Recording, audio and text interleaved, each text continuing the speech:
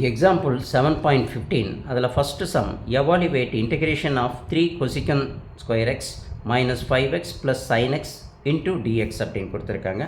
அதை நம்ம இங்கே இன்டெகிரேட் பண்ண போகிறோம். இன்டெகிரேஷன் சிம்பிளும் இந்த dxும் கம்பல்சரி வந்திருக்கணும். What ever that given value இப்படி எடுத்து எழுதிடுறோம். புரியுது இல்லைங்களா? அதுக்கப்புறம் நம்ம என்ன செய்கிறோம், இந்த இன்டெகிரேஷன் சிம்பிளை போட்டுக்கிட்டு 3 cosecant square x into இந்த dxை ஸ்ப்ளிட் பண்ணி போட்டுக்கிறோம். அடுத்தது அதேமாரி மைனஸ் சைனை போட்டுக்கிறோம், இன்டெகிரேஷன் சிம்பிளை போட்டுக்கிறோம், இந்த 5xை போட்டுக்கிறோம், இன்ட்டு அதோட நம்ம என்ன செய்கிறோம், இந்த dxையும் ஒன்று போட்டுக்கிறோம். புரியுது இல்லைங்களா? அடுத்தது இந்த ப்ளஸ் சைனை போட்டுறோம், இன்டெகிரேஷன் சிம்பிளை போட்டுக்கிறோம், sin x இன்ட்டு dx அப்படின்ட்டு நம்ம இன்டெகிரேஷன் சிம்பிளையும் dxையும் integration simple dx integration simple dx அப்படின்னு கொடுத்துருக்கிறத நம்ம ஸ்ப்ளிட் பண்ணி இப்படி எழுதிக்கிறோம். அப்போ தான் நம்மளுக்கு இன்டெகிரேட் பண்ணுறதுக்கு ஈஸியாக இருக்கும். புரியுது இல்லைங்களா? அப்போ காமன் ஃபேக்டர் டேக்கன் அவுட் இல்லைங்களா? அப்போ இங்கே இருக்கிற காமன் ஃபேக்டர் எடுத்து நம்ம வெளியில் போட்டுக்கிறோம். இங்கேயும் 5 இருக்குது, அது காமனை வெளியில் போட்டுக்கிறோம். அப்போது இந்த 3 இங்கே வெளியில் போட்டுக்கணும். Integration of cosecant square X into dx இருக்கும். மைனஸ் இங்கே காமன் ஃபேக்டர் வெளியில் வந்தால் 5 into integration of X into dx இருக்கும். அதேமாரி இந்த இடத்துல ப்ளஸ் அப்படியே போட்டுட்டு இன்டெகிரேஷன் ஆஃப் வேறு எதுவும் இல்லை, sin x இருக்குது, அது sin x இன்ட்டு டிஎக்ஸ் அப்படின்னு நம்ம போட்டுறோம். புரியுது இல்லைங்களா? இப்போது நம்ம ஃபைனல் ஸ்டேஜுக்கு வந்தாச்சு, இன்டெகிரேஷன் பண்ண போகிறோம்.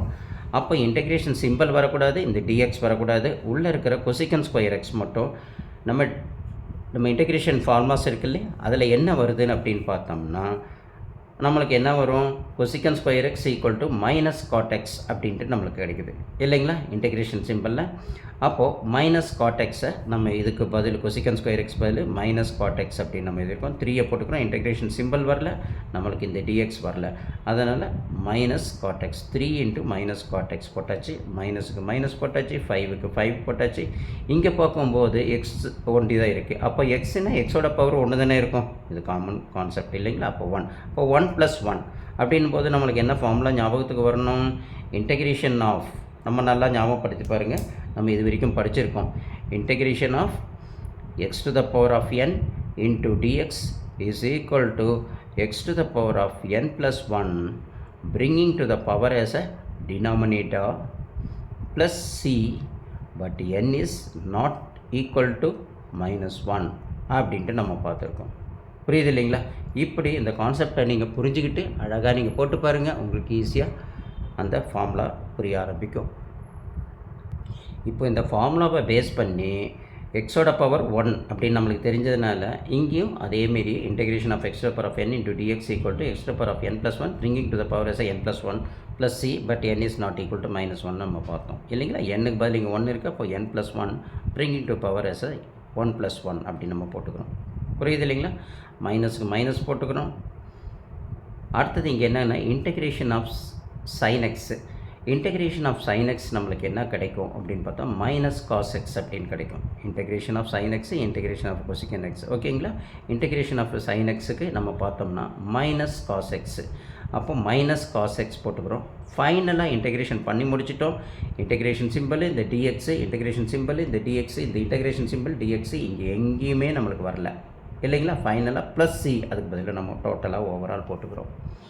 அதுக்கப்புறம் நம்ம என்ன பண்ணுறோம், இன்டெகிரேஷன் ஈக்குவல் டு இந்த மைனஸ் வந்து இங்கே ஃப்ரண்ட்டில் வந்துடும், -3 cot x -5 x 1 + 1 2 ஆகிடும், பை 2 ஆகிடும், minus cos X plus C. இதுதான் நம்மளுடைய ஃபைனல் ஆன்சராக நம்மளுக்கு இன்டெகிரேஷனில் கிடைக்கும். புரியுது இல்லைங்களா? இப்போ ஃபஸ்ட்டு சம் நம்ம பார்த்துட்டோம். அடுத்து நம்ம பார்க்கக்கூடியது வந்து செகண்ட் சம்மு பார்க்க போகிறோம். அதில் செகண்ட் சம்மில் எவாலுவேட் இல்லைங்களா, evaluate integration 2x square minus 3 sin x plus 5 into root x into dx அப்படின்னு நம்மளுக்கு கொடுத்துருக்காங்க இல்லைங்களா? அந்த சம்மை நம்ம எப்படி போடுறதுன்ட்டு இப்போ பார்க்க போகிறோம். கொடுத்துருக்கிறது i equal to integration of a 2x square minus 3 sin x plus 5 root x into dx integration simple இந்த dx போடுறோம். இப்போ இன்டெகிரேஷன் பண்ண போகிறோம். அப்போ ஸ்ப்ளிட் பண்ணி தனித்தனியாக அங்கே கொடுத்துருக்கிறத நம்ம எடுத்து எழுத போகிறோம். அப்போ integration of 2x square into dx அப்படின்னு போட்டுறோம். மைனஸ் சைனுக்கு மைனஸ் சைன் போட்டுறோம். புரியுது இல்லைங்களா? அடுத்து இன்டெகிரேஷன் சிம்பிளை போட்டுட்டு 3 sin x இன்ட்டு இந்த dxை தூக்கி போட்டுக்கிறோம். அடுத்தது ப்ளஸ் சைனை போட்டுக்கிறோம், இன்டெகிரேஷன் சிம்பிளை இங்கே போட்டுக்கிறோம், into 5 root x into dx அப்படின்னு நம்ம சேர்த்து எழுதிடுறோம். அப்படி இன்டெகிரேஷன் சிம்பிளையும் இந்த டிஎக்ஸும் ஸ்லிப் பண்ணி தனித்தனி நம்ம எழுதணும். நம்மளுக்கு ஈஸியாக புரியறதுக்கு வேண்டி இப்படி தனியாக எழுதிக்கிறோம். புரியுது இல்லைங்களா? அப்போது இங்கே காமன் ஃபேக்டராக 2 இருக்குது. இது we taken out as a கான்ஸ்டண்ட்டாக வச்சுக்கிறோம். இதையும் 3 கான்ஸ்டன்ட், இதையும் நம்ம வெளியில் எடுத்து வச்சுக்கிறோம். 5 இதையும் நம்ம வெளியில் தூக்கி இன்டெகிரேஷன் வெளியில் தூக்கி போட்டுக்கிறோம். அப்போ 2 into integration of X square into dx minus இந்த 3 கான்ஸ்டன்ட் அதை வெளியில் போட்டுக்கிறோம். Integration of sine X into dx அப்படின்னு போட்டுக்கிறோம். ப்ளஸ் 5 கான்ஸ்டன்ட் அதை வெளியில் தூக்கி போட்டு integration of root X into dx அப்படின்னு நம்ம போட்டுடுறோம். இப்போது நம்ம என்ன பண்ண போகிறோம்? ஃபைனல் ஸ்டேஜ் ஆகிடுச்சு, இன்டெகிரேஷன் பண்ண போகிறோம். அப்போ இந்த இன்டெகிரேஷன் சிம்பிளும் இந்த டிஎக்ஸும் வராது.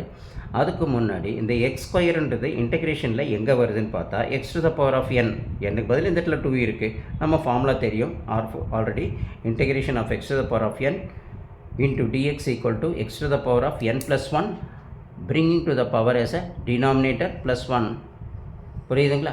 ப்ளஸ் சி அப்போட்டு x is not equal to -1 அப்படின்ற கான்செப்டை நம்ம புரிஞ்சுக்கிறோம் இல்லைங்களா? அப்போது எக்ஸ் ஸ்கொயருன்றது என் மாரி, அப்போ n + 1 bringing to the power as a denominator 2 + 1 -3 as it is அப்படியே போட்டுக்கிறோம். இன்டெகிரேஷன் ஆஃப் நம்மளுடைய sin x இல்லைங்களா? sin x இன்டெகிரேஷன் பண்ணும்போது -cos x அப்படின்னு கிடைக்கும். அதனால் அதை இப்போ தூக்கி போட்டுக்கிறோம். புரியுது இல்லைங்களா?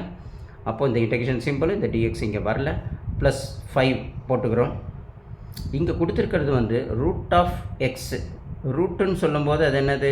நம்ம எழுதும்போது எக்ஸோட பவரில் இருக்கும்போது x to the power of 1/2ன்னு கிடைக்கும் இல்லைங்களா? அப்போ x to the power of 1/2 plus 1 bringing to the power as a denominator 1/2 plus 1.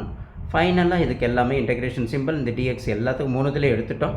Integration பண்ணி முடிச்சிட்டோம். ஃபைனலாக ப்ளஸ் சி அப்படின்னு மட்டும் நம்ம போட்டுடுறோம். புரியுதுங்களா? இது ப்ளஸ் சி கான்ஸ்டன்ட்டை நம்ம போடாமல் மறக்கக்கூடாது. அதனால் கண்டிப்பாக நம்ம போட்டு ஆரம்பிச்சுக்கணும். இப்போது இந்த 2 into 2 + 1 X to the power of 2 + 1 became a 3 இருக்குங்களா? அந்த 3 த டினாமினேட்டரில் x³/3 போட்டுக்கிறோம். இங்கே ஒரு மைனஸ் இருக்குது. இந்த மைனஸும் சேரும்போது நம்மளுக்கு ப்ளஸ் ஆகிடும். 3 அப்படியே போட்டுக்கிறோம். cos x அப்படியே போட்டுக்கிறோம். ப்ளஸ் 5 போட்டுக்கிறோம். X to the power of இது இப்போ எல்சிஎம் எடுக்கணும். 2 × 1 2 + 1 3 3/2 அப்போ 3/2 வரும். Bringing to the power as a denominator அதுவும் நம்ம 3/2 போட்டுக்கிறோம். Plus see as it is அப்படியே போட்டுடுறோம். புரியுது இல்லைங்களா? அடுத்தது நம்ம என்ன பண்ணுறோம்? இதை வந்து இப்படி ஸ்ப்ளிட் பண்ணி எழுதலாம். 2/3 into x³ plus 3 cos x plus 5 into இந்த 2/3 இருக்குது பார்த்தீங்களா? 3/2 வந்து 2/3 நம்மளுக்கு ரெசிப்ரோக்கலாக அங்கே மேலே போகும்போது மாறும். இது இப்படி மேலே வந்துடும். அப்போ நம்மளுக்கு என்ன ஆகிடும்? 2/3 அப்படின்னு மாறிடும். இன்ட்டு இந்த X to the power of 3/2 அதை தூக்கி நம்ம X to the power of 3/2 plus C அப்படின்னு போட்டுடணும். ஃபைனலாக நம்மளுக்கு என்ன ஆன்சர் வருது அப்படின்னு நம்ம பார்த்தோம்னா integration equal to 2/3 x³ plus 3 cos x plus 5 2s are எவ்வளவு 10 இல்லைங்களா? அப்போ 10/3 X to the power of 3/2 plus C and ஃபைனலாக இந்த ஆன்சர் வருது. புரியலன்னா நீங்கள் என்ன செய்யணும்? ஒரு தடவைக்கு 2 தடவை வீடியோ அழகாக போட்டு பாருங்கள். நல்லா புரிஞ்சதுக்கப்புறம் நீங்கள் என்ன செய்யுங்க? நீங்கள் ப்ராக்டிஸ் பண்ணுங்கள். உங்களுக்கு அழகாக ஃபுல் மார்க் கிடைக்கும். நீங்கள் கம்பன் ஆன்லைன் கிளாஸை சப்ஸ்கிரைப் பண்ணிக்கோங்க, லைக் பண்ணுங்கள், ஷேர் பண்ணுங்கள். அப்போ தான் இமீடியட்டாக உங்களுக்கு என்னெல்லாம் அப்டேட் வருதோ அதெல்லாம் உங்களுக்கு ரீச் ஆகும். தேங்க்யூ.